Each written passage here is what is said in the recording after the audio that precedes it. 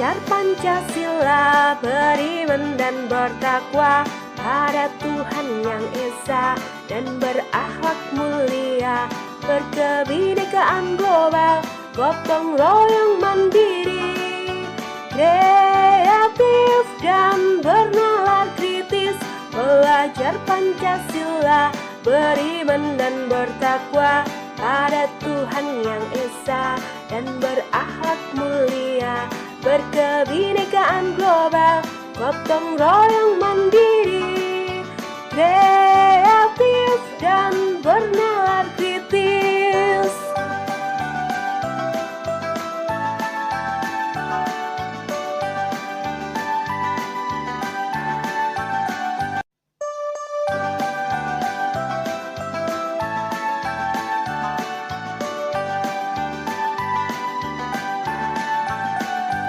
Belajar Pancasila, beriman dan bertakwa pada Tuhan Yang Esa, dan berakhlak mulia, berkebinekaan global, gotong royong mandiri. Bismillahirrahmanirrahim. Assalamualaikum warahmatullahi wabarakatuh.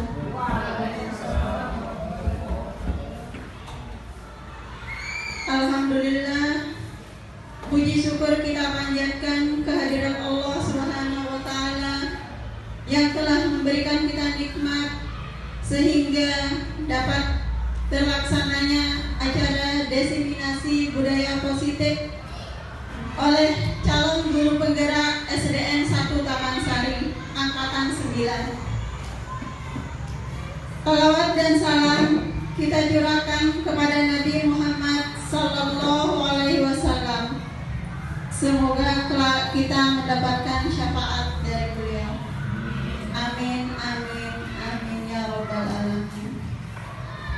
Yang kami hormati Bapak Pelaksana Tugas Kepala Sekolah SDN 1 Taman Sari beserta Bapak Ibu Guru yang kami banggakan.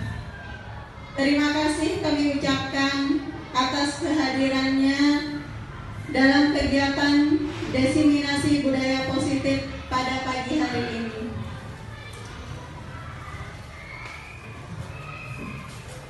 Adapun susunan acara diseminasi budaya positif pada pagi hari ini, yang pertama pembukaan, yang kedua menyanyikan lagu Indonesia Raya, yang ketiga sambutan dari pelaksana tugas kepala sekolah, yang keempat doa, kelima penutup, kemudian akan dilanjutkan dengan materi oleh calon guru penggerak SDN 1 Taman Sari angkatan 9. Untuk lebih berkahnya acara kita pada pagi hari ini, marilah kita buka dengan sama-sama membaca basmalah.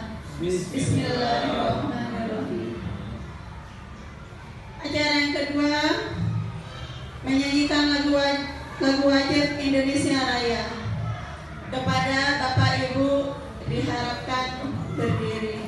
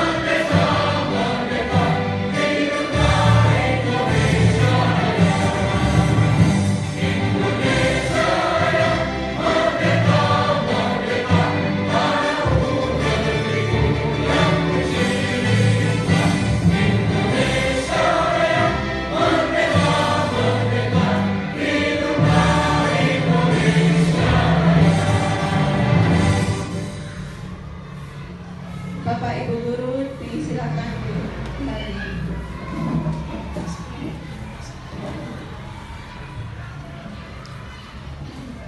Selanjutnya sambutan dari Bapak Pelaksana Tugas SDN 1 Taman Sari kepada Bapak Ismi Muzakir SPD, kami persilakan.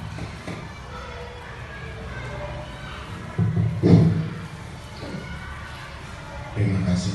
Bismillahirrahmanirrahim. Wassalatu wassalamu ala asyrofil anbiya'i wal mursalin wa ala alihi washabbihi ajma'in. Amma ba'du. Rabbi shrah li sadri wa yassir li amri wahlul 'uqdatam min lisani yafqahu qawli. Yang terhormat dan saya banggakan rekan-rekan sejawat dan Bapak Ibu guru, calon guru penggerak yang alhamdulillah lulus saat di angkatan 9 ini. Puja dan puji syukur kita panjatkan kehadirat Allah Subhanahu wa taala bahwa detik ini kita masih diberikan nikmat, terutama nikmat silaturahmi. Kita kumpul di acara ini bisa membahas hal-hal yang positif. Tidak lupa kita panjatkan salawat beserta salam ke junjungan kita Nabi besar Rasulullah Muhammad SAW. Semoga kelak kita mendapatkan syafaat beliau. Bapak Ibu, mungkin pengantar dari saya di acara diseminasi budaya disiplin ini sedikit saya sampaikan bahwa budaya disiplin itu memang perlu kita tanamkan kepada diri siswa didik kita, terutama budaya positif yang berkenaan dengan moral. Sebab kita sebagai tenaga pendidik besar sekali pengaruhnya dalam menanamkan budaya positif kepada siswa-siswa kita.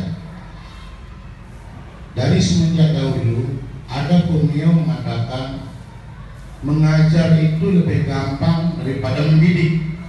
Mendidik itu lebih sulit kita tanamkan kepada anak didik kita. Itu sesuatu yang masih saya ingat ketika saya belajar di SPD dulu. Di SPD kita satu-satunya mungkin sekolah jurusan yang mengajarkan kita tentang ilmu psikologi. Di SMA, di SMK tidak pernah kita dapatkan. Dan alhamdulillah kita sebagai tenaga pendidik yang pernah mengejar ilmu di SPD, kita dapatkan itu tentang ilmu psikologi. Salah satu guru psikologi saya masih saya ingat sampai sekarang masih hidup, yaitu Pak Kantun itu yang tinggal di masih di Tambajur sekarang mengajarkan tentang seni. Nah, beliau adalah guru psikologi kita di SPD. Kalau istri suaminya Bu Ketut, Pak Akan tuh guru bahasa Indonesia kita dulu di SPD waktu itu. Nah, di dalam ilmu psikologi itu kita ditanamkan, diajarkan bagaimana sebenarnya jiwa anak didik kita. Dari pelajaran dasar jiwa kepribadian anak didik kita itu, kita sebagai tenaga pendidik bisa menanamkan karakter yang bagaimana untuk anak didik kita itu.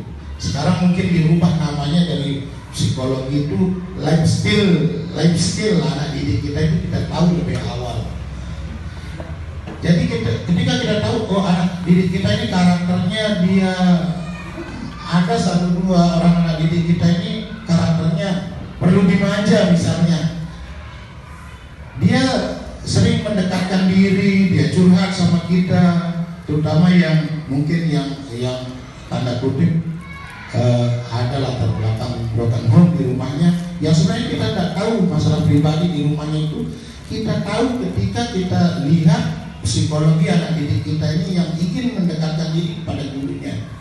Dia sering curhat. Ada 1-2 orang yang pernah saya alami selama saya mengajar di kelas 5 dan kelas 6 itu. Dia curhat, dia ceritakan, Pak, saya kita tahu dan lihat psikologi anak didik kita ini sudah berbeda dari teman-teman yang lain. Nah, itu perlu pendekatan khusus kita sebagai tenaga pendidik kepada anak didik kita ini. Misalnya kita tanyakan, walaupun kita terjun ke ranah pribadinya tidak jadi masalah, yang penting kita tidak ikut nimbrung ke dalam keluarganya. Cukup kita memberikan nasihat kepada anak didik kita ini. Dan salah satu cara, jika ada hal-hal negatif yang dialami oleh anak didik kita itu, kita lawanlah dia dengan yang disebut dengan budaya positif ini. Budaya positif yang dasar sekali menurut saya ada 3 hal, yaitu 3S itu: senyum, sapa, dan salam.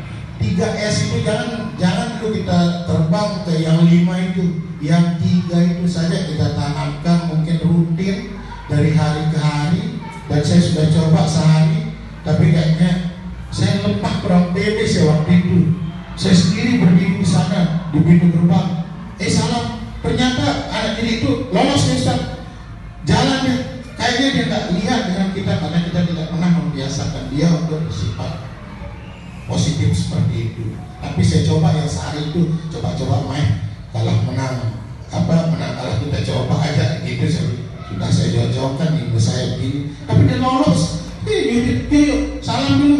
Lihat nih gurumu, salami. Kalau kamu lihat guru, salami. Kamu lihat walaupun bukan gurumu, tapi ada guru-guru yang nanti kamu lalui, salami. Nah, itu dasar. Mungkin saya atur senyum saya semanis mungkin di gerbang itu waktu itu. Tapi karena mungkin terlalu pagi, saya sendiri, nah itu perlu dukungan dari teman-teman sejawat juga. Mungkin saya yang agak telat di hari-hari selanjutnya. Teman-teman siapa yang lebih dulu, tolong teman-teman yang berdiri lebih awal di pintu gerbang itu. Ya sekedar cocokkan ime sama senyumlah semanis mungkin. Kita latih senyum kita semanis mungkin. Itu salah satu mungkin budaya positif bagi diri kita khususnya, dan bagi anak didik imbasnya. Senyum. Walaupun kita dibilang gila karena dia lewat kan anak itu, pasti dia senyum kita sapa ramah. Tapi saya tangkap dengan itu sebenarnya tulisan yang di sana itu dia tak perlu ada yang bilang terima kasih orang tua sudah mengantar sampai di sini. Itu tak perlu ada. Dia lihat kita berdiri senyum menyambut anaknya. Dia ngantarnya juga sampai sana, enggak masuk sampai halaman sekolah kita. Ayo salam sama Pak gurunya. Nah, itu kan ada imbasnya bagi anak didik dan bagi orang tua khususnya juga waktu itu. Itu yang saya tangkap, yang sehari itu saja. Ternyata hari-hari selanjutnya saya yang lemah waktu itu. Nah, sekarang nggak apa-apa saya ungkapkan kelemahan kita itu untuk memotivasi kita semua. Siapa kira-kira yang lebih awal datang, coba kita terapkan hal yang itu. Nggak perlu diperintah. Kita bisa perintahkan anak itu, kamu siapa yang pikir sekarang di kelasmu bersihkan ya. Nah, mari kita bersama-sama berdiri di sana sebelum jam pelajaran dimulai. Kita berdiri, kita salami, lalu berkegiatan. Sudah ada kita bagi tugas. Misalnya Pak Irham yang sudah menyiapkan soal untuk senam, lalu setelah senam sedikit kata-kata nasihat untuk mereka terutama tentang kebersihan. Saya rasa semua yang kita lakukan itu adalah membudayakan sifat positif kepada anak, menanamkan sifat positif kepada anak. Salah satu gunanya apa? Ya, setelah anak paham, oh ternyata ini loh sifat positif ini, kita harapkan ada perubahan moral pada anak didik kita. Perubahan moral ini nanti diimplementasikan kepada anak didik kita, bisa meminimalisirkan tentang bullying karakter itu, tentang anak yang suka mengganggu temannya dan menumbuhkan jiwa moral yang tinggi sama anak itu. Jadi dia tahu rasa hormat, kejujuran, disiplin tentang sampah dan lingkungan. Itu mungkin yang bisa kita tanamkan kepada anak didik. Hal-hal dasar seperti itu, terutama yang saya sampaikan tadi, jangankan 5S, 3S saja dulu. Saya rasa 3S itu kita amalkan setiap hari.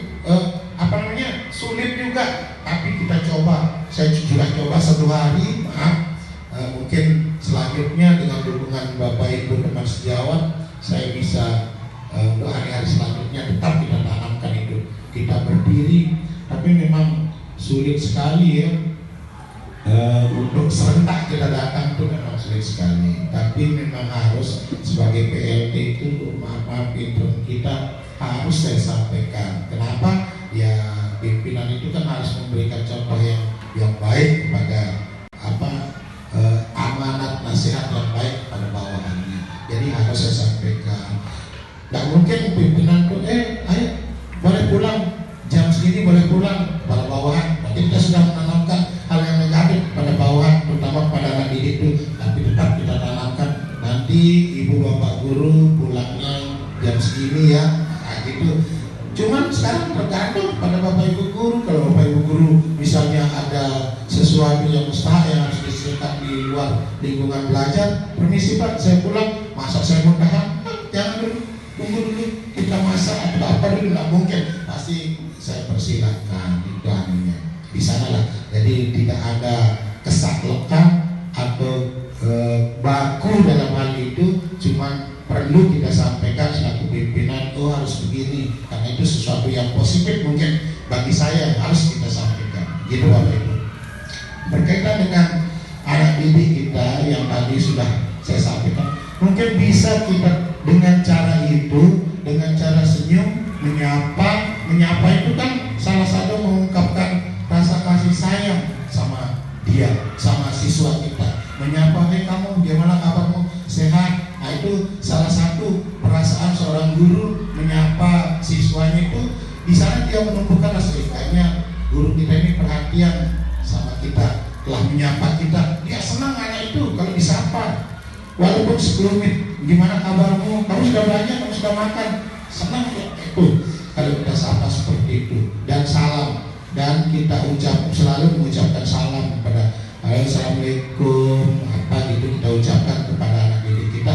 Mereka senang dan terbiasa. Lama-lama anak yang tidak pernah, mungkin di rumahnya tidak pernah mengucap salam itu, dengan kita terbiasa setiap pagi mengucapkan salam kepada dia akan terbiasa mengucapkan salam. Salam itu kan memberikan seperti doa, saling mendoakan kita kalau salam itu. Makanya saya sekarang setiap pagi saya datang, saya langsung ke kantor. Gimana Ustaz? Assalamualaikum Ustaz, Assalamualaikum. Nah itu saya coba lah untuk mencoba pada diri saya sendiri dulu sebelum saya terapkan pada yang lain. Mungkin cukup Bapak Ibu pengantar ya, bukan sambutan atau apa, tapi pengantar dari saya selaku PLT. Saya ucapkan selamat kepada kedua ibu guru kita, yaitu Bu Guru Winda Sari Piliana dengan Bu Guru Suryati. Alhamdulillah sangat sulit rasanya SIDO berdua sudah sampai tahap ini, tapi alhamdulillah bisa SIDO lalui. Yang tetaplah kita saling dukung. Apapun program yang SIDO perlu bantuan dari sekolah, kita pihak sekolah mendukung apapun itu, baik itu dari peralatan, dari segi support dari kami. Alhamdulillah kita tetap bersyukur bahwa kita memiliki 2 orang guru yang sudah lolos sampai tahap yang ini di calon guru penggerak ini. Mudah-mudahan tahap-tahap selanjutnya kita dipermudah oleh Allah Subhanahu wa Ta'ala. Semoga ibu guru berdua bisa sukses, itu harapan saya selaku PLT, dan mungkin begitu juga harapan teman-teman kita sekalian ya. Dan untuk yang lain yang belum, silakan kesempatan sekarang yang angkatan sebelah, silakan Pak Guru lain juga sudah P3K, jangan ditunda-tunda. Soalnya itu umur kan terbatas dengan umur ya. Kalau seperti saya, umur saya 50 nggak bisa masuk Pak Guru, 50 sekian ditolak oleh sistem. Ini situ terlalu. Oh, alhamdulillah ternyata beliau masih mengaku dirinya Pak Ajang. Oke, mungkin lebih kurangnya ada salah kata saya dalam pengantar saya, mohon jangan diambil, jangan disimpan dalam hati. Wabillahi taufiq wal hidayah. Assalamualaikum warahmatullahi wabarakatuh.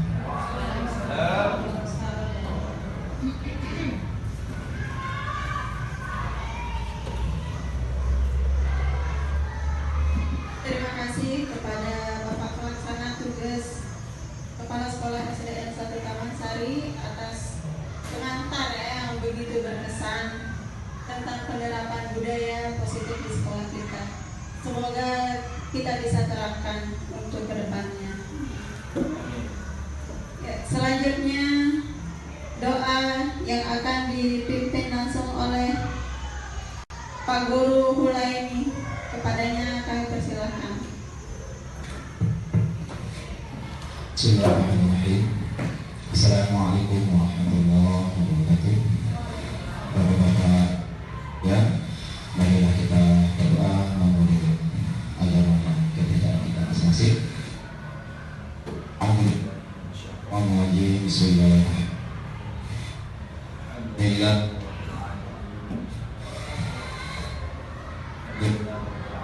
Assalamualaikum ala asyrafil anbiya'i wal mursalin wa ala sayyidina Muhammad wa ala ali sayyidina Muhammad.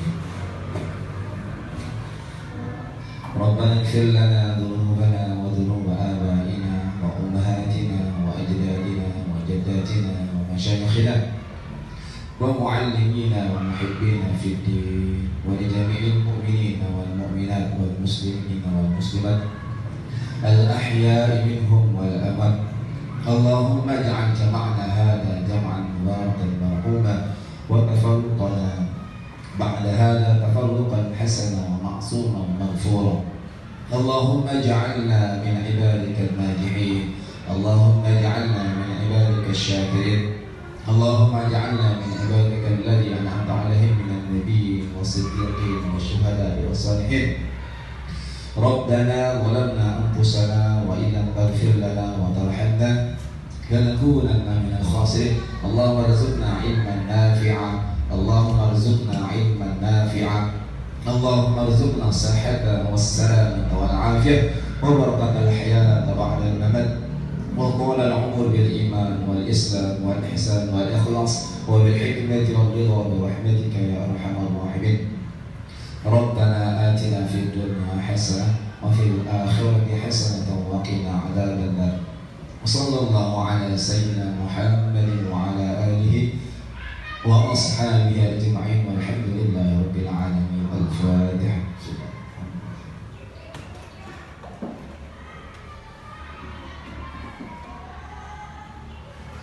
Assalamualaikum warahmatullahi wabarakatuh. Selamat siang.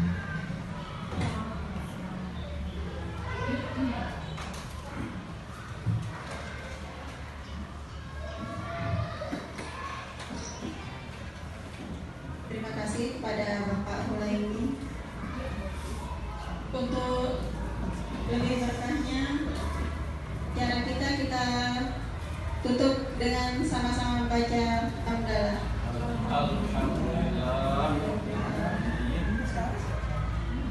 Ya, sekian rangkaian dari pembukaan acara kita pada pagi hari ini, dan akan kami lanjutkan dengan pemaparan materi ya dari kami berdua.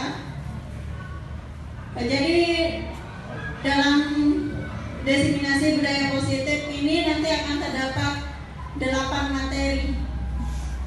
4 materi akan disampaikan oleh Bu Guru Winda dan 4-nya lagi oleh saya sendiri.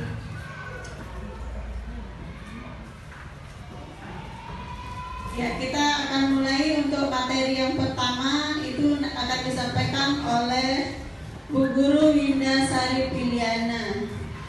Tapi sebelum masuk ke materi mungkin kita perlu ice breaking sedikit ya, biar tidak terlalu serius. Ya, biar tidak terlalu tegang. Karena tegang sudah tegang.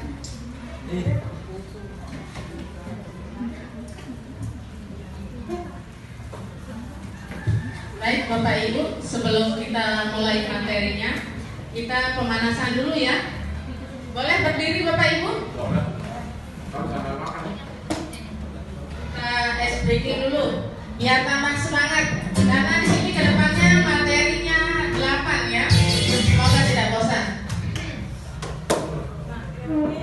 Nah ini berdesi.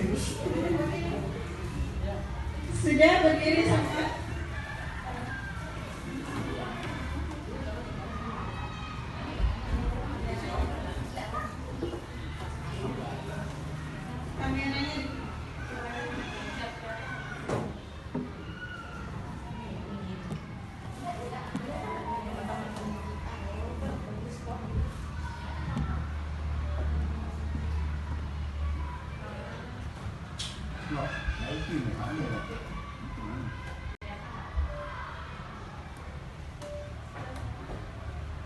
Nunduknya dikit.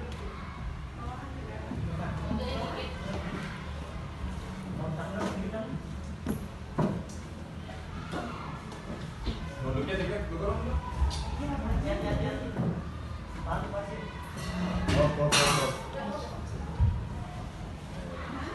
Nundukkan.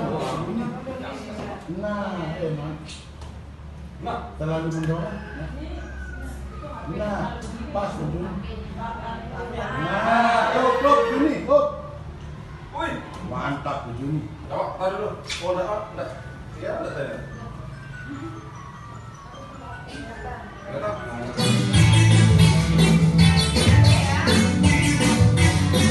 Semangat ya, semangat. Tangan diputar-putar bertepuk tangan. Tangan diputar-putar peganglah gaung.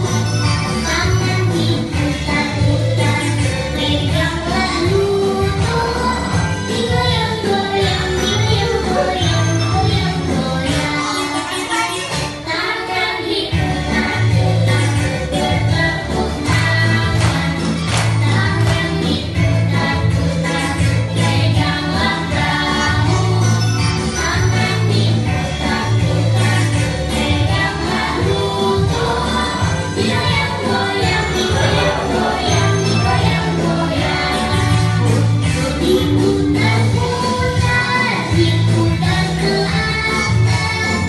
Diputar-putar, diputar ke bawah. Diputar-putar, diputar ke kanan. Diputar-putar, diputar ke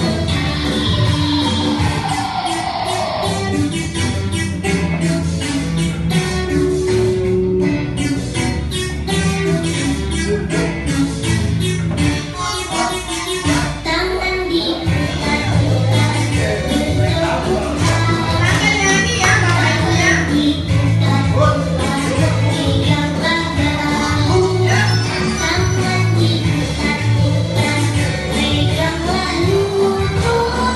Digoyang-goyang, digoyang-goyang, digoyang-goyang.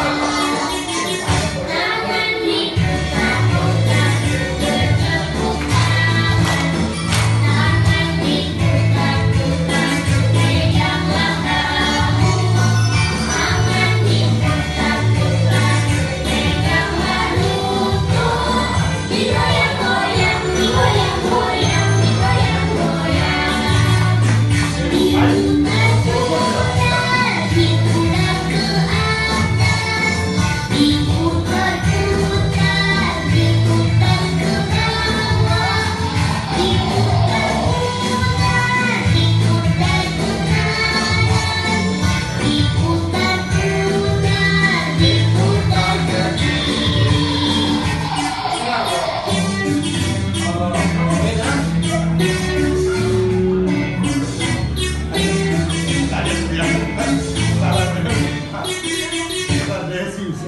Oke, tepuk tangan untuk terima kasih ya Bapak Ibu ya. Sudah semangat? Oke. Ini enggak semangat lagi. Terusnya langsung. Oke, kita masuk ke kegiatan inti kita pada pagi hari ini ya. Di sini saya dengan Bu Zuryati ya akan menyampaikan ini sebenarnya tugas aksi nyata kita ya di modul 1.4 tentang budaya positif ya.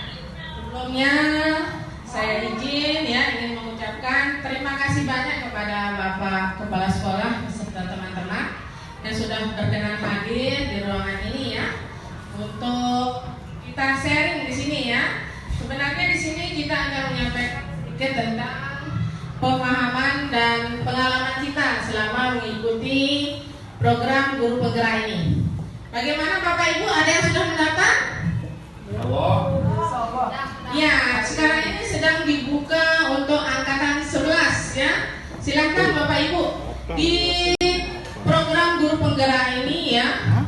dibutuhkan di sini bukan yang utama itu bukan harus pintar, bukan cerdas, tapi yang utama itu adalah semangatnya, ya, untuk mengikuti program guru penggerak ini dan ingin belajar. Di sini banyak sekali manfaat yang kita dapatkan, ya. Selain itu menambah silaturahim juga, ya, dengan bertemu dengan berbagai macam calon guru penggerak dari berbagai daerah.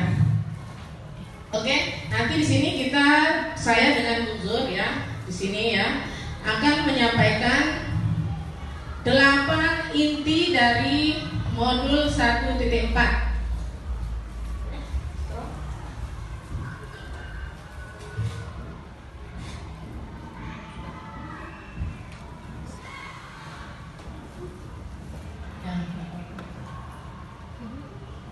Di sini ada konsep inti yang kita pelajari dalam materi budaya positif, itu ada 8. Yang pertama tentang perubahan paradigma belajar, yang kedua tentang disiplin positif, yang ketiga tentang nilai-nilai kebajikan, yang keempat kebutuhan dasar manusia, berikutnya motivasi perilaku manusia, posisi kontrol guru, keyakinan kelas, dan terakhir segitiga restitusi, ya. Nah, di konsep inti ini karena banyaknya 8 materi, nanti sebagian akan disampaikan oleh Bu Guru Zuryati. Oke? Nah, langsung kita lanjut di sini dengan pembelajaran dengan paradigma baru, ya. Jelas kelihatan dari belakang? Oke. Nah, di sini di dalam pembelajaran paradigma baru di sini, ya. Di sini saya mau tanya dulu, apakah Bapak Ibu sering mendengar kata teacher center atau student center? Sering. Apa itu? Boleh? Oke. Teacher center pusat pada? Kalau student center pada siswa, ya. Di sini semoga di SD 1 Taman Sari ini kita sudah menerapkan pembelajaran yang berpusat pada siswa, atau lebih sekarang yang kita kenal dengan pembelajaran berdiferensiasi, ya. Itu pembelajaran untuk memenuhi kebutuhan siswa. Pembelajaran berdiferensiasi, ya. Jadi di sana kita sebagai guru, ya, menggali, ya, kebutuhan apa yang diperlukan oleh anak didik kita. Karena di dalam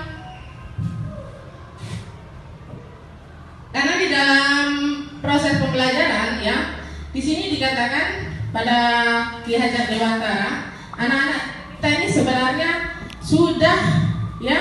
sudah mempunyai bakat bahkan minat masing-masing, ya. Sudah tertulis di sana garis-garisnya. Sekarang tugas kita hanya untuk menebalkannya saja, ya. Nah, di sini dibutuhkan peran guru tadi, ya, untuk menuntun anak didik kita itu kemana dia, ya. Nah, nanti di sini, ya, di pembelajaran berdiferensiasi ini, ya, di sana cara-caranya itu kita dulu mengadakan pemetaan terlebih dahulu. Mana kebutuhan anak yang berada di visual, bisa jadi di kinestetik, bisa jadi, ya, di audio bisa jadi, ya. Di sana tugas guru kan di awal memasuki ajaran baru itu ada namanya instrumen di sana, ya. Untuk instrumen awal itu apa namanya? Untuk mengetahui, iya, betul sekali, ya, gnotrik awal, ya, itu sangat dibutuhkan sekali, ya. Bisa juga kita dengan melihat dari rapot sebelumnya, atau bisa juga dengan berdiskusi dengan guru wali kelasnya yang sebelumnya untuk mengetahui itu. Bisa juga dengan berkomunikasi dengan bertanya kepada anak itu sendiri, ya. Nah, di sini tujuannya pembelajaran berdiferensiasi ini, ya, untuk mewujudkan profil pelajar Pancasila, ya. Di sini mungkin sudah ada, ya, yang mengenal kita sudah mulai ya menggunakan kurikulum Merdeka ya tentang profil belajar Pancasila. Pelajar Pancasila di sini ada 6 dimensi. Ya. Oke. Yang pertama yaitu beriman bertakwa kepada Tuhan Yang Maha Esa. Yang kedua berkebinekaan global, mandiri, bergotong royong, bernalar kritis dan kreatif. Di sini kita harapkan anak-anak kita beriman dan bertakwa kepada Tuhan Yang Maha Esa dan berakhlak mulia. Tentunya kita menginginkan anak-anak didik kita menjadi orang yang bagaimana, Ibu Bapak? Ya? Iya, yang beriman, yang bertakwa kepada Tuhan, tentunya ya, kepada Allah Subhanahu wa Ta'ala ya, dan berakhlak mulia. Kemudian berkebinekaan global. Apa itu berkebinekaan global? Bertoleransi boleh. Yang lain boleh menunjukkan pendapatnya? Mengakui perbedaan ya. Kemudian tentang apa lagi? Nilai-nilai luhur kebudayaan kita, kearifan lokal bisa juga ya. Tentang kebudayaan kita ya, boleh. Kemudian mandiri. Apa itu mandiri? Ayo. Mandiri berarti bisa melakukan sendiri, bisa menciptakan, bisa mengkreasikan ya, bisa menghasilkan ya. Itu bisa juga ya. Kemudian bergotong royong. Nah, di sini bergotong royong ini bukan berarti itu tentang bekerja bergotong royong untuk membersihkan lingkungan saja ya. Berarti di sini bisa juga dengan bekerja sama atau berkolaborasi ya dengan teman-teman, bahkan Bapak Ibu guru juga bisa dengan siswanya untuk berkolaborasi. Kemudian kreatif. Kreatif itu apa sih? Bisa menciptakan hasil karya, betul sekali ya. Kemudian bernalar kritis. Apa bernalar kritis? Berpikir tingkat tinggi. Bagus, betul sekali. Tepat sekali apa yang dikatakan oleh Bapak Ibu guru ya. Jadi di sini semua ini kita mengharapkan anak-anak didik kita ya untuk mewujudkan profil pelajar Pancasila ini. Ya, seperti yang sudah diterapkan, yang sudah dilaksanakan di kurikulum Merdeka yang sudah dilaksanakan oleh kelas 1 dan 4 ya. Oke, berikutnya. Nah, kaitannya yang tadi yaitu di sini ada miskonsepsi tentang teori kontrol. Tadi Bapak Kepala Sekolah juga pernah mengatakan ya. Jadi di sini dibutuhkan kesadaran ya, kesadaran dari kita sendiri, dari anak didik kita sendiri, yaitu tentang ilusi di sini. Ilusi guru mengontrol murid ya. Sebenarnya di sini ya, kita sebagai guru itu tidak bisa merubah anak itu. Misalnya kita menyuruh anak itu untuk mengerjakan sesuatu, mungkin betul dia melaksanakan ya, tapi nanti misalnya pada saat gurunya tidak masuk ya, dia tidak akan melaksanakan ya. Itu contohnya ilusi guru sebagai pengontrol murid. Jadi kalau tidak ada kesadaran diri, tidak ada unsur intrinsik dari dalam diri anak itu sendiri ya, itu tidak akan terwujud ya. Nah, yang kedua, ilusi bahwa kritik membuat rasa bersalah mampu menguatkan karakter. Misalnya, kita di sini mengkritik anak-anak didik kita, ya, membuat dia merasa bersalah. Ya, itu adalah hal yang ilusi, miskonsepsi, pokoknya ya, itu akan membuat anak itu merasa gagal, merasa dirinya paling rendah, merasa gagal. Nah, dengan kata kita membuat dia merasa bersalah, ya, itu bisa menyakiti anak itu sendiri, ya. Bahkan, ya, itu sangat berdampak buruk sekali pada anak didik kita. Jadi, Bapak Ibu ya, kalau kita menggunakan hukuman, Tadi sudah sempat dikatakan oleh Bapak Kepala, misal ini ya, di aturan sekolah kita pukul 7 ya, karena ingin ya, takut mendapat teguran dari kepala sekolah, kita rajin datangnya jam 7. Jika suatu saat tidak ada kepala sekolah, bagaimana? Kembali lagi ya, ke awal, datangnya agak kelatan sedikit. Nah, ya, kembali lagi, nanti akan ke sana ya. Nah, itu berarti masih belum ada kesadaran diri, masih dari unsur dari luar, unsur ekstrinsiknya ya. Nah, kemudian saya bisa mengontrol orang lain, sedangkan teori kontrolnya Anda tidak bisa mengontrol orang lain. Misal, Bu Ari harus begini ya, Bu Desi harus begini ya, ikuti saya ya.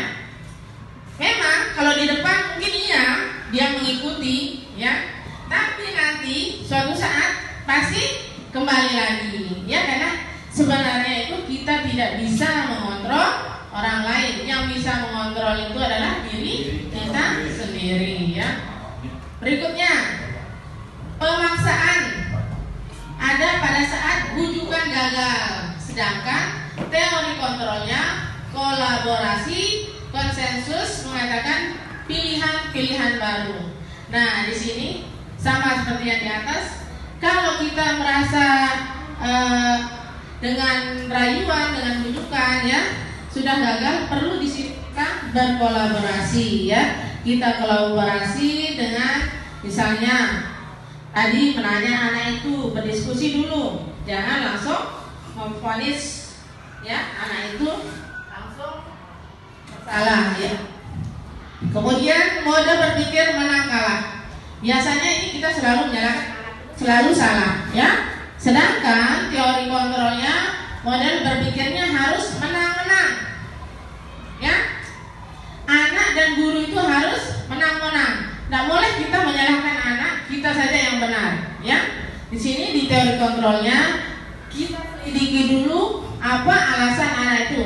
Nanti di sini anak itu sendiri yang akan mencari solusinya sendiri, bertanggung jawab atas apa yang sudah dilakukannya. Berarti di sini tidak ada yang kalah, ya. Itu untuk mengangkat anak itu supaya dia merasa dirinya tidak gagal, tidak merasa bersalah, ya, terhadap apa yang pernah dilakukan, ya. Di sini menang, ya. Oke.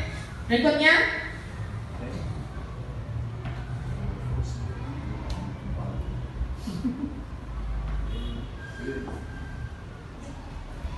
Nah, selanjutnya di sini ada kaitannya dengan teori kontrol tadi. Kita masuk ke disiplin positif. Disiplin positif di sini mungkin bisa disampaikan oleh Bu Guru Zuryati. Ini yang kedua nih. Yang kelima ini dua. Perasaan tadi 4. Selang-seling ya. Oh.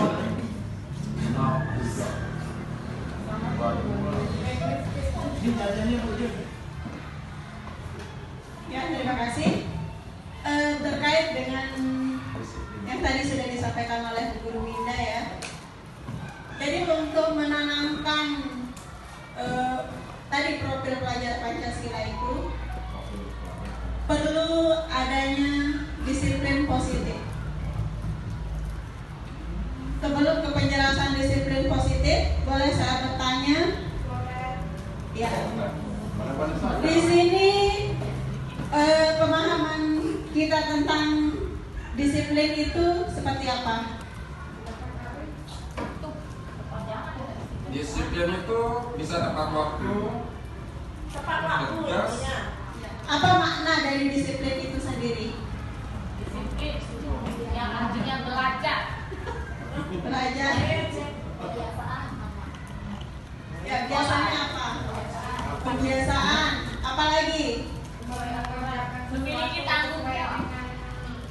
Menerapkan sikap positif. Atau Menerapkan sikap positif. Ya. memiliki tanggung jawab. peraturan, ya,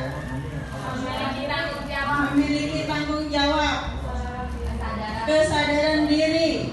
Biasanya apa yang terkait yang berkaitan dengan disiplin itu sendiri? Waktu sama peraturan, tepat waktu. Nah, kalau tidak disiplin biasanya apa yang kita lakukan? Dihukum, ya.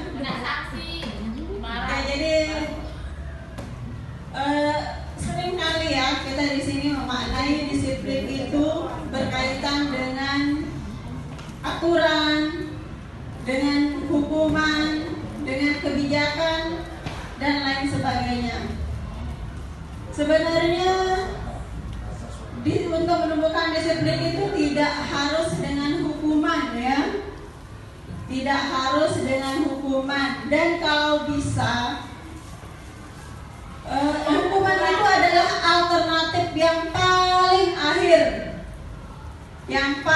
akhir, dan kalau bisa tidak usah kita gunakan. Ya, lanjut ke materinya. Disiplin berasal dari kata disiplina yang artinya belajar. Disiplin mengacu pada disiplin diri yang memiliki tanggung jawab terhadap apa yang dilakukan berdasarkan nilai-nilai yang diyakini.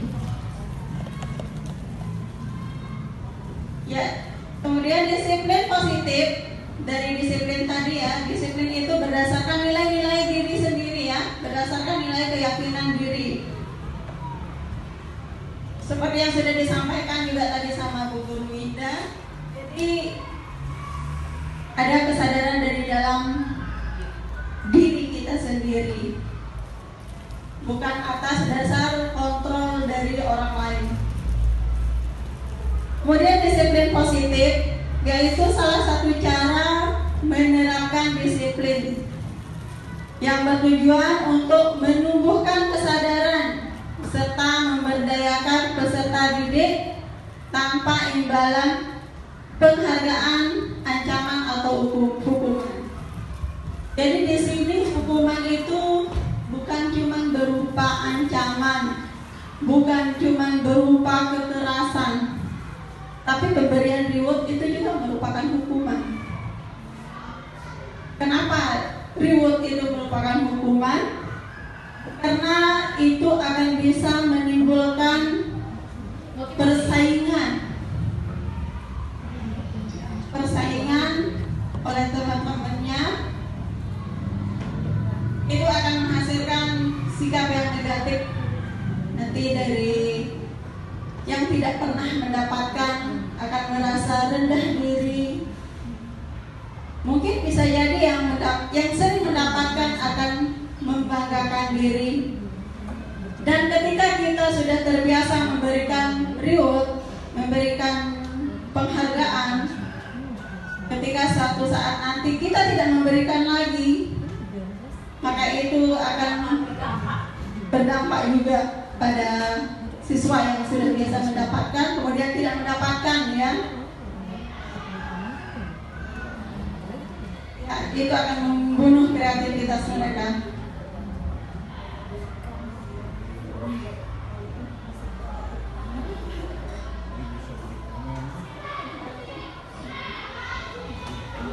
Ya, sebagai pendidik, tujuan kita adalah menciptakan peserta didik yang memiliki disiplin diri sehingga mereka berperilaku mengacu pada nilai-nilai kebajikan universal. Jadi nilai-nilai kebajikan nanti juga akan disampaikan. Itu ada banyak, ya, nilai-nilai kebajikan, dan memiliki motivasi intrinsik. Sudah disampaikan juga dari tadi, motivasi yang berasal dari dalam diri siswa itu sendiri dalam perubahan perilaku ke arah yang lebih baik.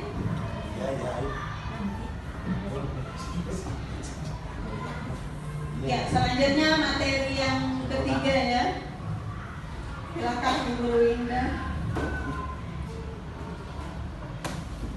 Baik, semoga tidak apa-apa, ya. Sekarang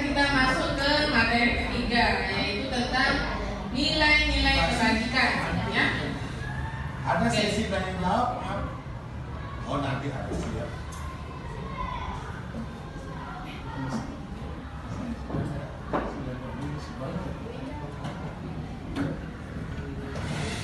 Nah, di sini ada nilai-nilai kebajikan yang sudah kita kesepakati bersama. Walaupun kita berbeda agama, suku, ras, dan lain sebagainya ya. Nilai kebajikan yang akan kita gunakan secara universal. Apa itu? Nah, ini dia. Ya. Bisa digunakan oleh semuanya ya, maksudnya ya. Terdapat dalam profil pelajar Pancasila yang tadi yang 6 dimensi itu. Ya. Di sini kita bisa gunakan nanti untuk menyusun keyakinan kelas untuk materi berikutnya. Di sini kita bisa menggunakan berakhlak mulia, gotong royong, mandiri, kreatif ya, bahkan bernalar kritis. Ya, itu bisa kita gunakan. Selain dari profil pelajar Pancasila, ada juga dari Ibu Primary Years program ya. Di sini bisa juga kita gunakan. Ya, semua ini adalah positif ya. Ada toleransi, rasa hormat, integritas, mandiri, menghargai, antusias, empati, keingintahuan, kreativitas, kerjasama, percaya diri, bahkan komitmen juga ada. Semuanya ini bisa kita gunakan, ya. Kemudian ada juga life skill, ya. Di sini kita bisa menggunakan dapat dipercaya, lurus hati, pendengaran yang aktif, tidak merendahkan orang lain, ya, memberikan yang terbaik bagi diri sendiri. Semua nilai-nilai universal ini bisa kita gunakan nanti untuk menyusun keyakinan kelas, yaitu fungsinya untuk menumbuhkan motivasi dari dalam diri anak itu, ya. Nah, di sini selain tadi ada nilai-nilai kebajikan, di sini juga ada kebutuhan dasar kita sebagai manusia. Ya, ya betul. Karena sedang azan, kita break sebentar. Silakan Bapak Ibu sambil ya kotaknya dibuka, boleh silakan sambil menunggu azan ya.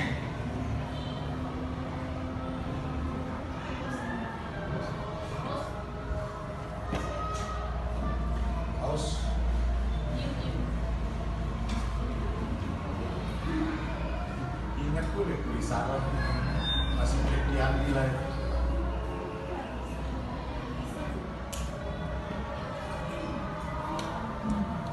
Oh, pause.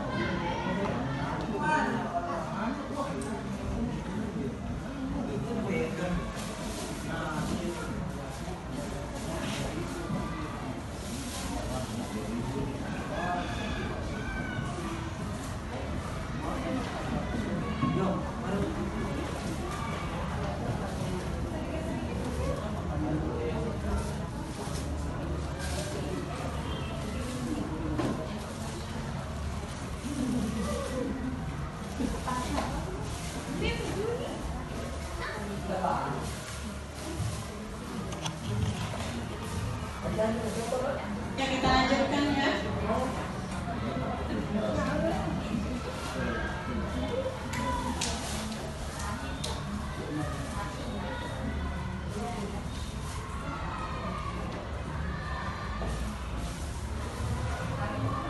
Kita lanjutkan ke yang ketiga, yaitu kebutuhan dasar manusia. Keempat, kebutuhan dasar manusia. Kebutuhan dasar manusia adalah segala sesuatu yang kita lakukan untuk mendapatkan apa yang kita inginkan.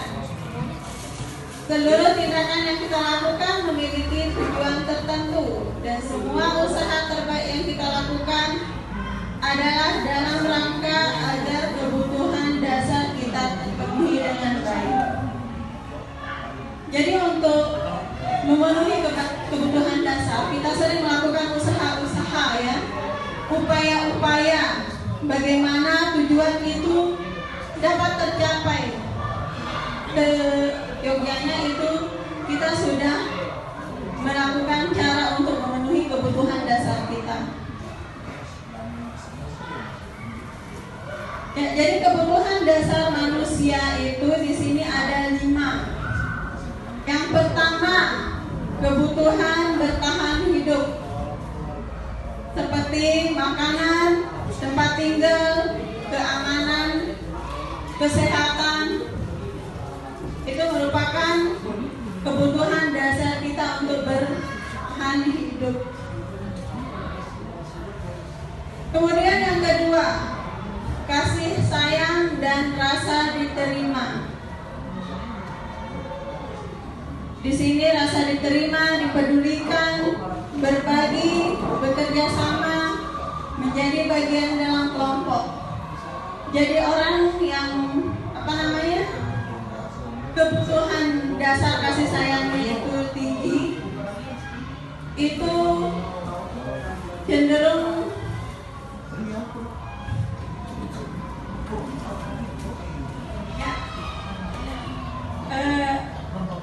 akan sering bergabung dengan kelompoknya ya, bergabung dengan teman sebayanya, juga akrab dengan orang tuanya. Kemudian yang ketiga, yaitu kebutuhan dasar penguasaan. Kebutuhan dasar penguasaan ini termasuk dalam harga diri, keinginan untuk dianggap, memimpin, berprestasi, diakui dan didengar ya. Next. Kemudian kebutuhan dasar yang keempat itu kebebasan. Di sini diantaranya mandiri, memiliki pilihan, mencoba hal baru, mampu mengendalikan arah dirinya. Yang terakhir yaitu kebutuhan dasar kesenangan, bermain, humor, antusiasme, tertawa. Jadi sebenarnya ya, ketika siswa kita itu melakukan sebuah pelanggaran ya, itu sebenarnya mereka terkadang kebutuhan dasarnya yang tidak terpenuhi. Contohnya, ketika ada yang suka mengambil makanan temannya, bisa jadi itu kebutuhan dasar akan bertahan hidupnya tidak terpenuhi. Mungkin dia tidak dikasih bekal sama orang tuanya, Jadi itulah cara dia untuk memenuhi kebutuhan dasarnya itu sendiri. Itu yang akan dia lakukan. Tapi bisa juga ya kasih Kalau dia ya seperti yang disampaikan Bu Guru Juni ya. Jadi kalau misalnya bisa jadi ketika dalam belajar anak itu suka main di kelasnya. Kebutuhan dasar apa itu yang yang tidak terpenuhi dalam dirinya? kasih sayang. Kebebasan bisa, kasih sayang, kesenangan. Jadi itu sebenarnya adalah dia kadang itu butuh perhatian lebih dari gurunya supaya dia diperhatikan, dia bermain, karena dia memang membutuhkan kebutuhan dasar kasih sayang. Ya. Apalagi contohnya? Kebicara mungkin bangun, ngobrol. Iya. Suka ngobrol aja. Iya, suka ngobrol itu juga bisa termasuk dia kebutuhan kasih sayang, ya. Perhatian. Ya, perhatian, banyak ngomong. Ada juga yang sering dalam kelas belajar kabur-kaburan, lari. Ya. Kadang itu juga membutuhkan kebutuhan dasar kebebasan, ya. Jadi ini yang harus kita pahami. Kebutuhan dasar sebenarnya apa sih yang dibutuhkan sama anak didik kita itu? Pasti kita menemukan di kelas itu beraneka ragam, ya. Siswa-siswi kita. Yang selanjutnya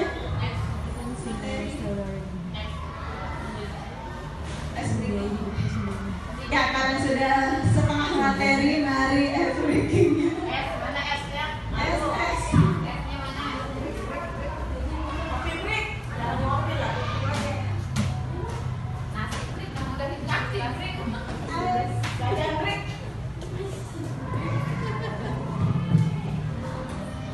Sebelum kita lanjutkan materinya, biar nggak ngantuk, ya. Coba dimohon Bapak Ibu untuk berdiri dulu. Ya, silakan mengambil posisi di tengah-tengah sambil memegang bahu teman. Silakan. Di sini ada 3 kelompok, bisa ya? Ya.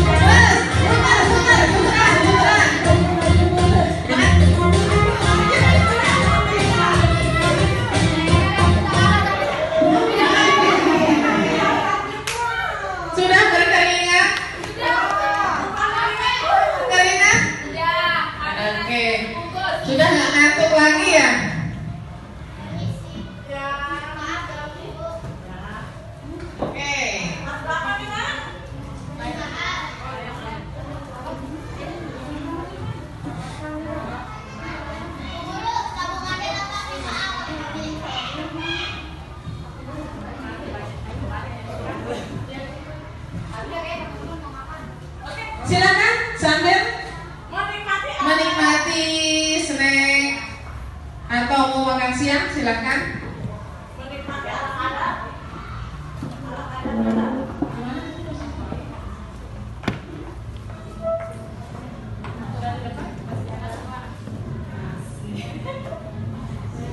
Silakan, kita santai saja ya.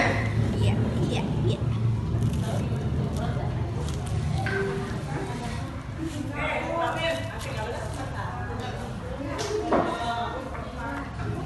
Karena ini waktunya sudah semakin siang, kita efisienkan aja. Kita lanjut sedikit.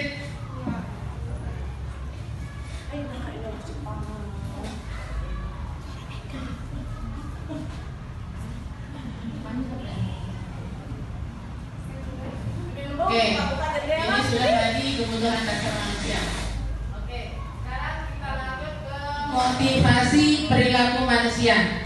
Yang sudah tadi di awal sudah saya katakan tadi sudah ada ya 2 unsur ya motivasi perilaku manusia, yaitu ekstrinsik dan intrinsik. Nah, jadi di sini untuk menghindari ketidaknyamanan atau hukuman itu masih dalam motivasi apa?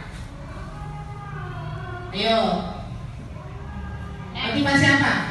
Ekstrinsik. Betul sekali ya. Di sini untuk menghindari ketidaknyamanan, takut dipukul, ya. Datangnya pagi, mau mengerjakan tugas itu masih di luar, ya. Bukan ya, bukan berdasarkan dari kesadaran anak itu sendiri, ya. Sama seperti dengan mendapatkan imbalan atau penghargaan dari orang lain. Ya, ini sama juga. Ini ekstrinsik, ya, ekstrinsik. Karena ingin mendapatkan imbalan, ya, bukan karena kesadarannya ingin diberi hadiah, ya. Nah, dan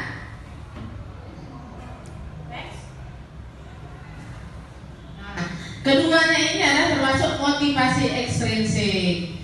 Berikutnya, di sini ada untuk menjadi orang yang mereka inginkan dan menghargai diri sendiri dan nilai-nilai yang mereka percayai. Nah, ini dia unsur motivasi intrinsik, ya, dari diri sendiri, menghargai diri sendiri dengan nilai-nilai yang dipercayai, ya.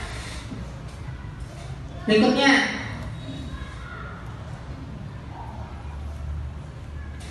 nah, kaitannya dengan yang tadi motivasi di sini, ya. Di sini ada namanya hukuman. Nah, Menyakiti juga ya, karena kita membuat siswa itu merasa bersalah atas apa yang dia lakukan. Contoh membuat merasa bersalah itu, misalnya, ya, kamu selalu aja seperti itu. Ibu guru kecewa. Ya, ibu guru kecewa.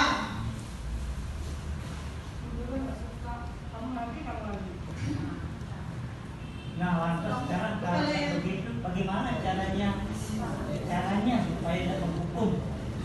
Ya, nanti ya ada bahasa-bahasanya. Kemudian posisi teman. Kalau dalam posisi teman ini itu siswa kita cenderung bergantung ya pada kita. Jadi bisa jadi nanti ketika dia sudah merasa berteman dengan kita, terus kita melakukan yang tidak sesuai, ya jadi kadang dia juga bisa kecewa ya. Jadi posisi teman ini ada ada apa namanya? Ada positif dan negatifnya juga.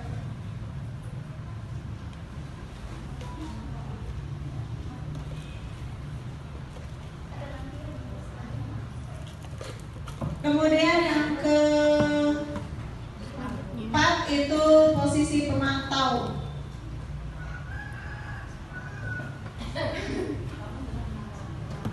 Ya, pemantau ini kita memantau aktivitas siswa ini, tentang kesalahan siswa yang di sekolah maupun di kelas. Ya, jadi anak itu sudah tahu sendiri konsekuensinya ya. Kemudian, nah ini posisi yang terakhir ini ya. Kalau bisa kita menempatkan diri di posisi yang manajer. Karena di posisi manajer ini kita menerapkan restitusi yang sudah disampaikan tadi ya. Ada di segitiga restitusi yang akan nanti dibahas di materi terakhir.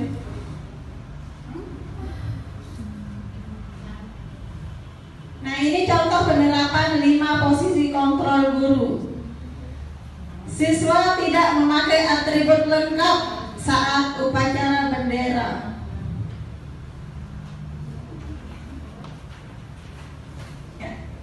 Hormat pada bendera selama 1 jam. Ini aturannya, contoh ya. Contoh, siswa tidak memakai atribut lengkap. Hormat pada bendera selama 1 jam. Jadi ketika siswa itu tidak memakai atribut, maka kita menyuruh mereka untuk hormat bendera selama 1 jam. Itu termasuk posisi kontrol penghukum. Kemudian yang kedua, berapa kali Bapak Ibu harus memberitahu kamu selalu saja mengecewakan Ibu.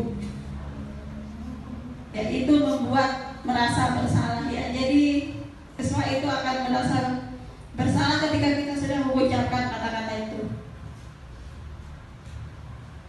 Kemudian, ayo dong ikuti aturan sekolah.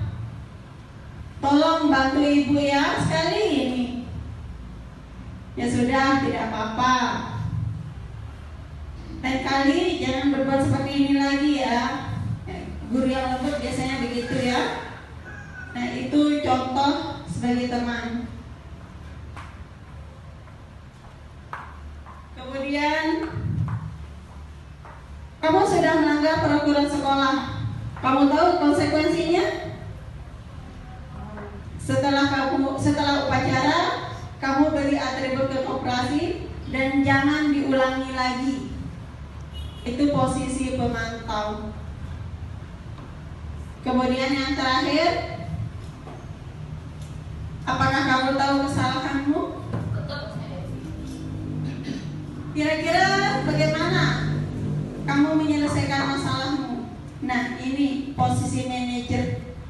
Jadi di posisi manajer ini kita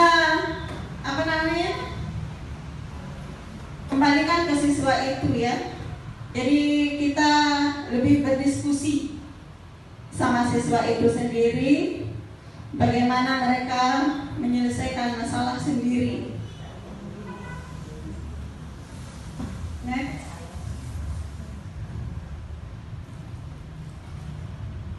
Nah, ini posisi kontrol. Apakah saya kecewa sekali dengan kamu? Kira-kira posisi kontrol apa di sini? Ya, Pak, Ibu.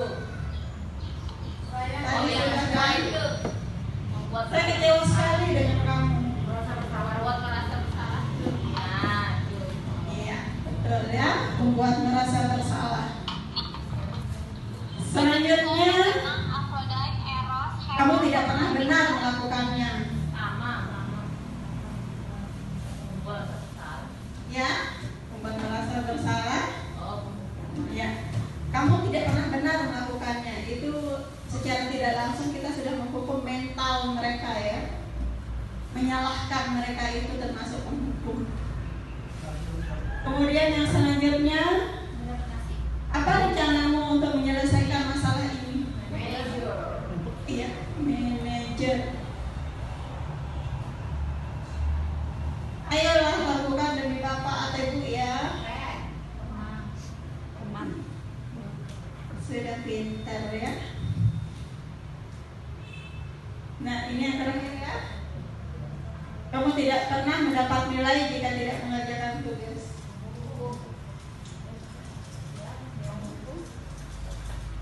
Hukum, ya, menghukum mental sama seperti yang pertama tadi.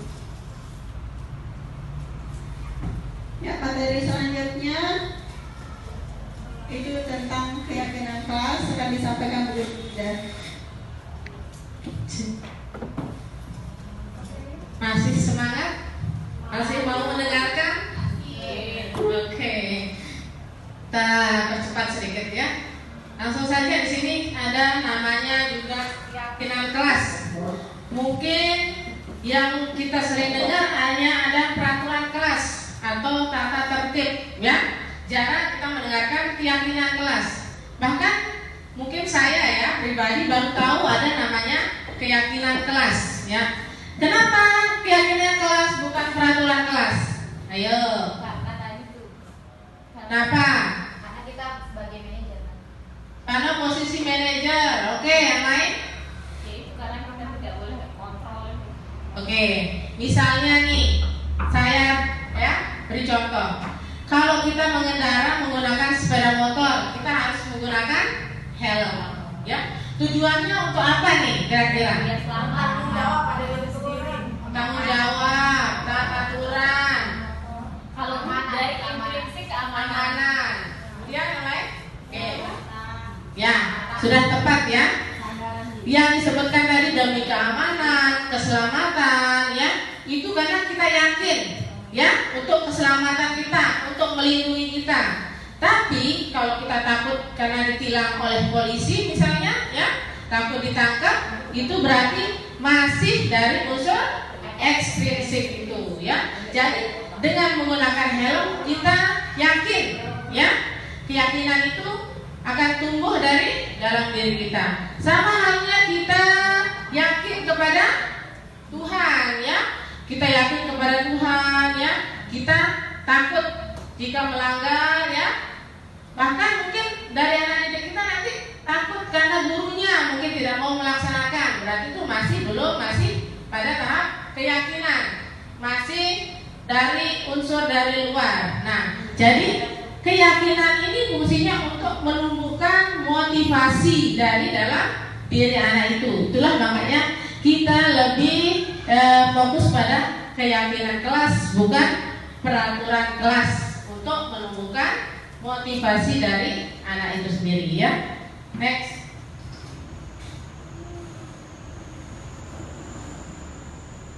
Nah, di sini ya dari pembentukan keyakinan kelas yang sudah saya buat ya, khususnya di kelas 5A. Sebenarnya ini sangat mudah Bapak Ibu ya. Sangat mudah kita lakukan, hanya sekedar menggunakan kertas warna-warni ini ya. Lebih gampang dengan tadi menuangkan nilai-nilai kebajikan yang sudah saya sampaikan di awal tadi ya. Di sini bisa bersifat abstrak, merupa pernyataan universal yang tadi ya, kebijakan-kebijakan itu bisa dibuat dalam pernyataan positif. Nah, pernyataan positif ini yang bagaimana? Misalnya, dilarang membuang sampah. Nah, coba kalau kita membuat keyakinan kelas, diusahakan menggunakan pernyataan yang positif, bukan yang negatif. Kata dilarang ya, itu dihilangkan, tidak usah kita gunakan ya. Dilarang membuang sampah, lebih baik kita menggunakan buanglah sampah pada tempatnya. Atau jangan ya, jangan mencontek misalnya. Nah, itu tidak baik kita gunakan. Nanti ibu bapak bisa memilih kata-kata yang positif yang kita gunakan ya. Nah, ini keyakinan kelas ini disesuaikan dengan kondisi kelas kita masing-masing.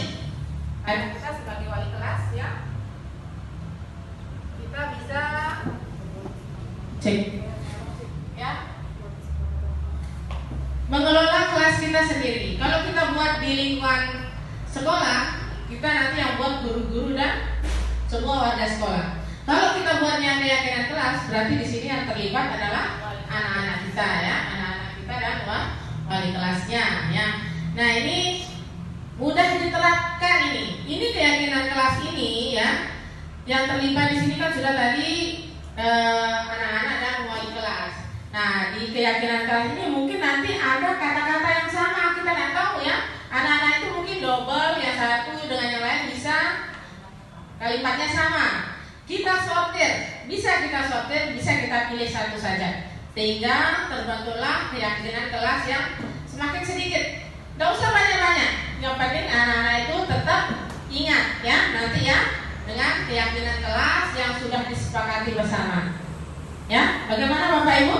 Siap membuat keyakinan kelas? Ya. Oke, terima kasih.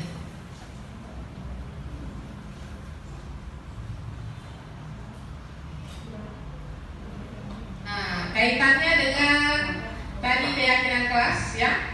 Di sini yang terakhir ada materi terakhir yaitu tentang segitiga restitusi, yaitu bagaimana cara kita menyelesaikan masalah atau kasus yang dihadapi oleh anak-anak kita setiap harinya. Silakan Bu Guru Zul.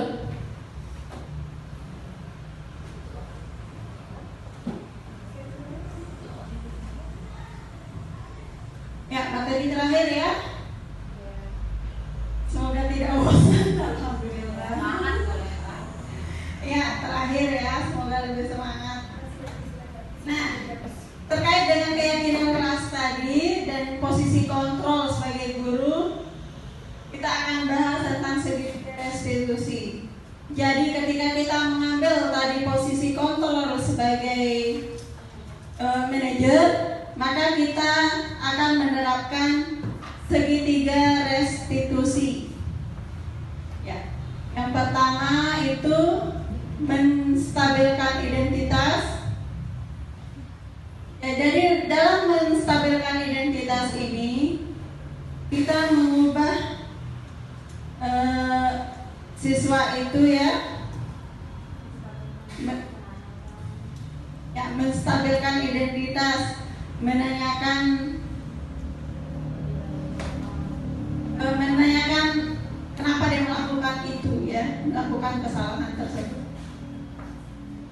Kemudian yang kedua itu validasi tindakan yang salah.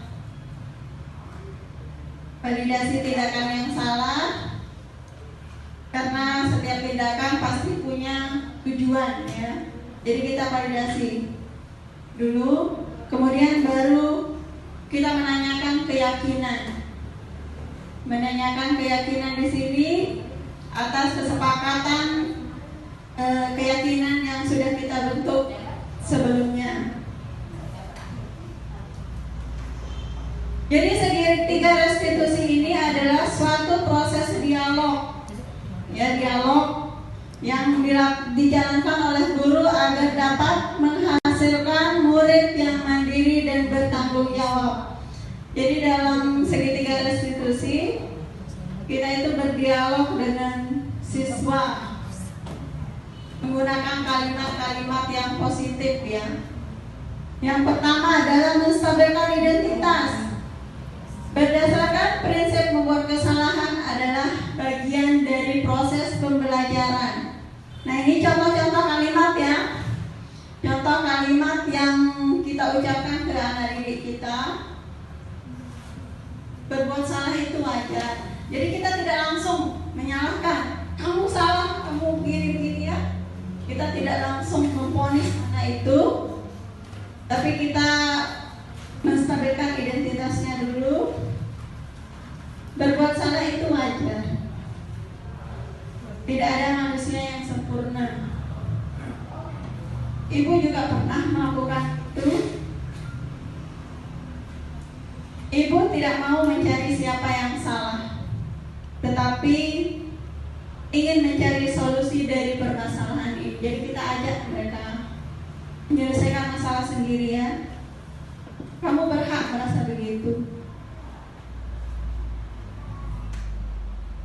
Kemudian langkah yang kedua yaitu memvalidasi tindakan yang salah.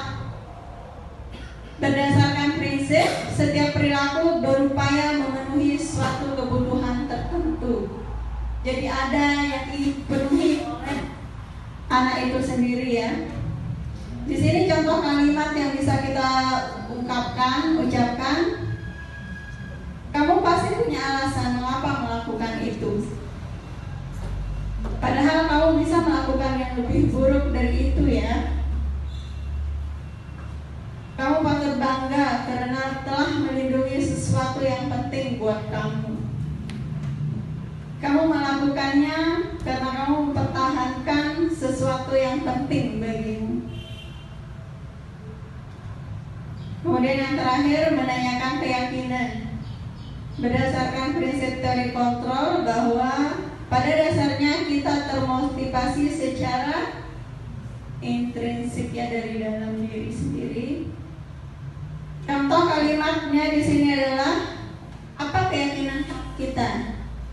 Jadi setelah kita membuat keyakinan kelak, kemudian kita melakukan kesalahan, maka kita tanyakan apa keyakinan kelas kita. Nilai-nilai apa yang telah disepakati bersama? Seperti apa gambaran kelas yang ideal menurut kamu?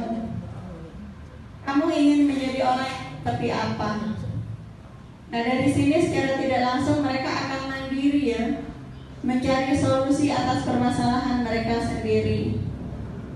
Jadi kontrol ada pada mereka.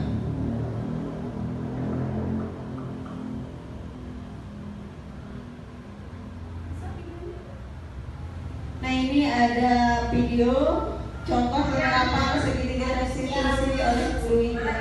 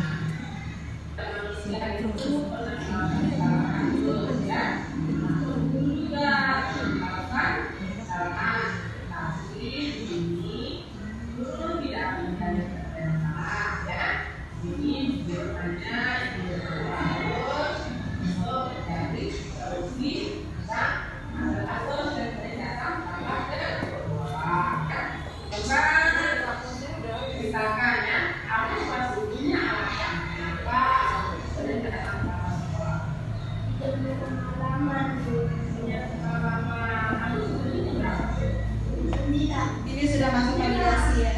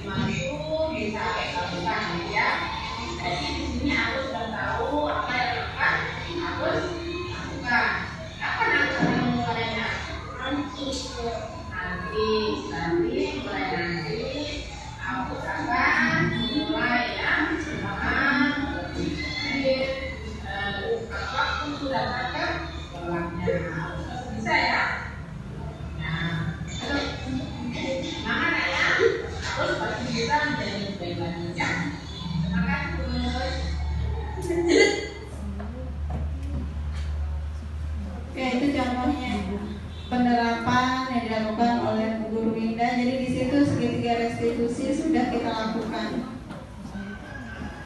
Ya, kesimpulannya kita sudah di penghujungnya. Ini kesimpulan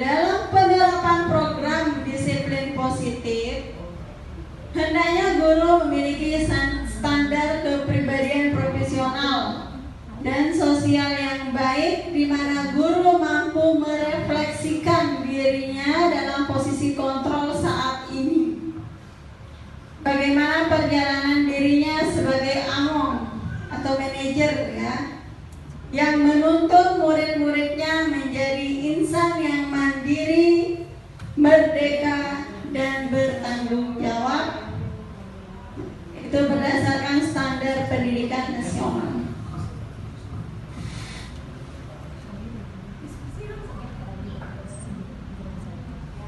Ya, mungkin ada yang mau bertanya-tanya, silakan.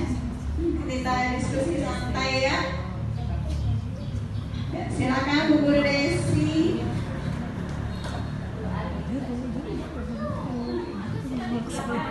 Kita sharing ya, nggak apa-apa. Yuk.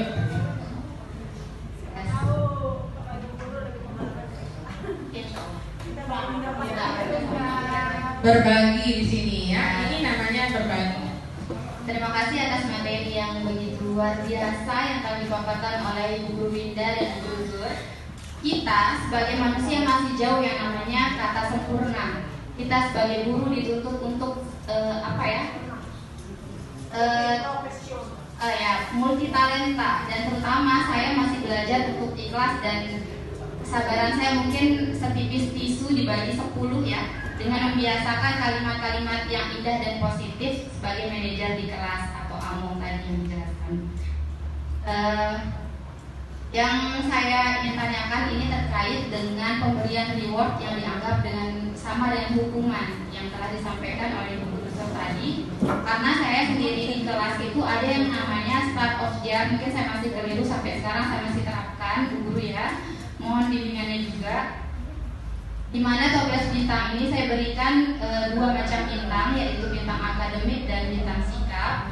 Jadi kalau mungkin saya masih keliru ya, menurut saya meskipun anak yang belum bisa mendapatkan bintang akademik, dia juga berkesempatan mendapatkan bintang sikap.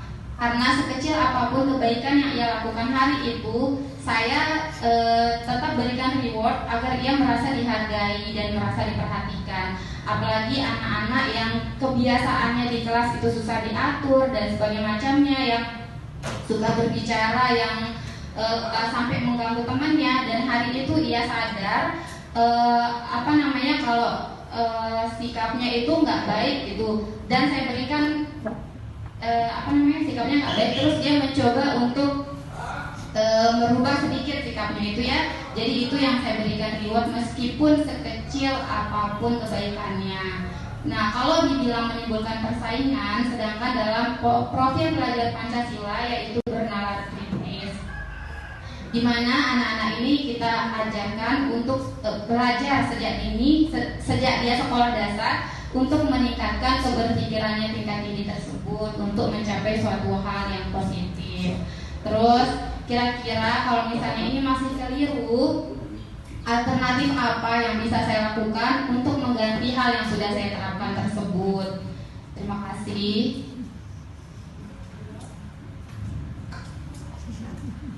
Oke, baik ya Bu Guru, terima kasih atas pertanyaannya. Di sini kita sama-sama belajar ya. Begini, di sini tadi sudah diterangkan bahwa reward atau pemberian hadiah ya. Kenapa dikatakan itu termasuk posisi istilahnya menghukum ya? Karena di sini kan tidak masa setiap seterusnya Bu Guru akan memberikan itu ya. Apakah akan seterusnya? Jikalau ini misalnya kita tidak menginginkan pada saat guru sakit misalnya ya, pada saat kita tidak ada di tempat misalnya, terhalang oleh kendala, kita tidak bisa masuk ya, nanti anak-anak ini karena sudah termotivasi, sudah terbiasa oleh pemberian reward atau hadiah ya, jadi anak-anak ini merasa ketergantungan, betul sekali, ketergantungan ya. Bahkan kalau tidak ada guran, buat dia males, jadi tidak ada semangat lagi untuk melakukan itu ya. Bahkan untuk teman-temannya yang lain juga sudah tadi dikatakan oleh Bu Guru Zur ya, bisa menimbulkan persaingan yang tanda kutip mungkin negatif ya. anak-anak ini aja yang dapat misalnya. Sudah tahu kan memang dia pintar anak itu. Jadinya dia malas untuk bersaing. Sudah tahu dengan kondisinya sendiri. Pasti yang dapat itu juga yang pintar misalnya ya. Nah itu aja yang masih dapat malas saya. Nah mungkin anak-anak itu akan merasa seperti itu ya. Nanti misalkan ya, kenapa dikatakan juga sampai bisa membunuh kreativitas ya. Tadi anak-anak itu misal seperti yang saya katakan tadi. Nah suatu saat jika gurunya tidak masuk atau bagaimana, dia malas jadinya ya, malas untuk melakukan itu. Itu kembali lagi ke tadi yang saya sampaikan tadi itu berkaitan dengan unsur intrinsik tadi. Kembali lagi ke ke diri anak itu lagi ya. Nah itu gunanya kita di sini untuk memotivasi anak itu. Bagaimana caranya untuk menumbuhkan motivasi anak itu dari dalam dulu. Memang proses itu tidak langsung blus ya, tidak langsung instan, butuh proses, butuh berbulan-bulan ya, supaya dia terbiasa. Membiasakan anak itu ya perlu kita lakukan ya, seperti yang dikatakan oleh Pak Kepala. Hanya baru sekali dia sudah lolos dan mau bersalaman. Kalau jarang dilakukan, itulah makanya kalau Bu Guru konsisten melakukan itu mungkin bisa jadi ya. Tapi kan ini kita tidak tahu ke depannya kita kan bagaimana ya.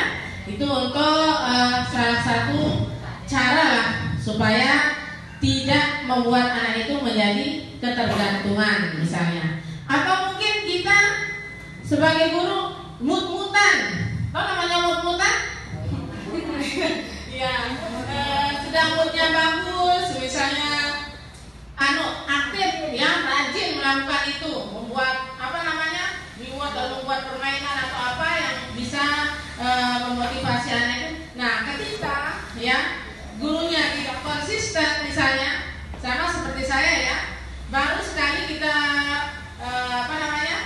membuat menampilkan pembelajaran yang menggunakan ini teknologi lah gitu. Ditagih terus sama anak-anak ya. Ternyata gurunya muntah ya. Ketika tidak ada waktu luang untuk membuat itu, jadinya anak-anak nih guru malas kita belajar. Sama kita kayak kemarin misalnya. Nah, itu salah satu kenapa ya. Bukan tidak diperbolehkan sebenarnya ya, tapi itu kan bisa dipilih kategori yang idealnya ya. Tapi kita usahakan tidak usah kita gunakan ya, idealnya kita menggunakan posisi manajer tadi ya. Tuh mungkin ada tambahan dari Bu Guru. Saya ingin bertanya Bu Guru dari yang bukan yang tadi Bu Guru. Oke. Menyambung. Oke. Assalamualaikum warahmatullahi wabarakatuh. Selamat siang Bapak Ibu. Dari yang Bu Desi tanyakan dari yang Bu Indah tanggapi menarik buat saya. Jadi yang ingin saya tanyakan ada beberapa poin. Yang pertama adalah apakah budaya positif yang ada di dalam kurikulum Merdeka ini adalah lebih ke intrinsik? Karena dari tadi saya mendengar kalau ekstrinsik itu agak kurang, lebih ke intrinsik.